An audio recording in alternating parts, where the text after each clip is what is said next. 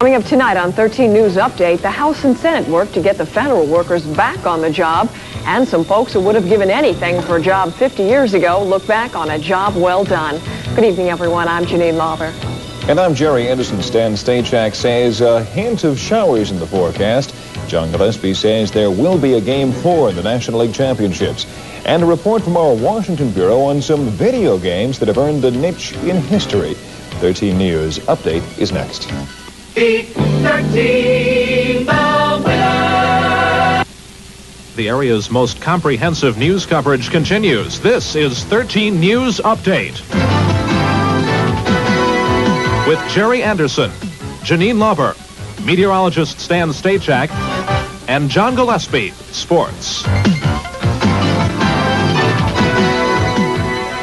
Good evening, everyone. For the federal government, it'll be business as usual tomorrow, but after that, who knows? Today, thousands of federal workers in Washington and Toledo were told to take the afternoon off. But the workers are being told to come back to work tomorrow. A House-Senate conference committee might work through the night, trying to iron out differences in the $500 billion money bill approved by both houses of Congress this afternoon. Now, at airtime, there is still no word of any progress in the committee talks, and the bill must still go to President Reagan for his signature. Right now, here's the story of what happened in Washington today when the money ran out. The word came down. C.D. Jaco, NBC News, Washington. Governor Celeste says the state of Ohio won't have to send anyone home anytime soon. Celeste was in New York today selling our state's finances to the folks who determine our credit rating. Celeste says Ohio has initiated long-term plans focusing on jobs, human services, natural resources, and state government management. Janine? President Reagan may be getting into training soon. The head of Allen County's Republican Party says he's 99% sure President Reagan will make a whistle-stop train tour through western Ohio next week. Toledo police say a domestic quarrel has led to a shooting incident in the 1400 block of Oakwood Avenue.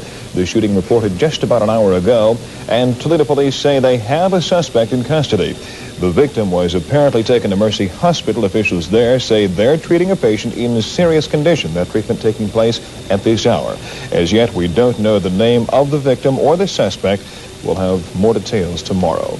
A hint of rain in Stan's weekend forecast. The details just ahead, as well as a sneak preview of what our weather could be like on Election Eve. School wasn't quite the same today. Morals charges against one of the school's teachers are pending tonight, and that's the lead story in our Dateline segment. A Fulton County grand jury has 17 counts. Most of the counts engaged in sexual contact with children under the age of 13. 10 children were reportedly involved, and tonight being held in a county jail on $300,000 cash bond. Attorneys for Joseph Clark have wrapped up their efforts to suppress evidence in their client's double murder trial. Tomorrow, defense attorneys will try to convince the judge to move the trial to another county because they say the case has received much pre-trial publicity. Well, there's no snow in Stan's forecast tonight, but that may change soon. The Jacobson people put out a snow almanac every year, and they're predicting the first snow in Toledo will fall November 5th. Jacobson's boast only a 15% accuracy record, though, which is good news for Youngstown. Their first snow is due next Monday. We won't have snow November 5th, will we? Well, I'll have the complete winter forecast in March. Tell us what happened, right? In the meantime, we're worried about Friday and the weekend. Well, there's not a lot to worry about. We probably will see some sprinkles of rain over the weekend, but I don't think it's going to interrupt those ball games. High temperatures, how about that? I smell old elementary school. Heather Downs. Heather Downs, were you a Bronco there? I was called worse. Okay. All right, Stan, thank you very much. Janine? Westinghouse workers in Lima, Ohio are getting a $1,700,000 helping hand tonight. That's how much the state of Ohio will spend to help retrain those workers. Westinghouse plans to modernize its Lima plant, and state officials say the money will help save 800 jobs when the firm puts its high-tech plans into action. The Chicago Cubs may have been longing for the friendly confines of Wrigley after tonight's game with San Diego. John Gillespie has the details of Game 3 when we return. For all you Cubs fans who have always wanted to see the Cubs in the playoffs, you got another chance. Yeah, that's right. There is going to be a Game 4 Saturday. Cubs bats weren't working too well tonight.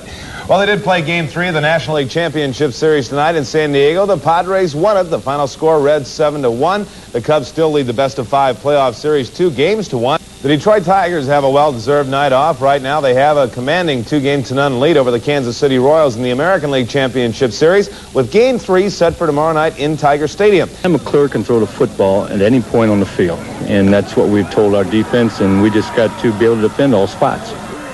By the way, that game Saturday night is a complete sellout at the Glass Bowl. The annual WTVG Mixer was held tonight at Luke's Barn. It's always a lot of fun to go to those things. It's a lot of fun, teasing.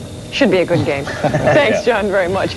Coming up, if you've got any quarters in your pockets, get them out. You're about to see some of your favorite video games go on exhibit at a museum. Really, stay with us. Finally tonight, hundreds of thousands of quarters later, Pac-Man has earned its place in history.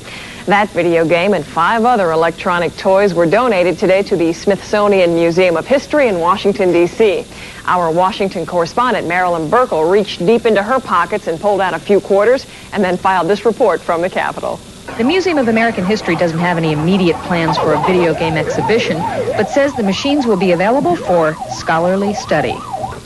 Marilyn Burkle, 13 News, Washington. Scholarly study, huh? Is that what you do? What's your favorite video game? I know you're a big We went Birdie King. That's like golf, You play with a little thing like this, and the ball goes. And how does that go again? Well, I don't know. You're the one that has the stars on your fingers. Seriously, folks, it's for real. Thanks for joining us. We'll see you back here tomorrow. You have a good evening.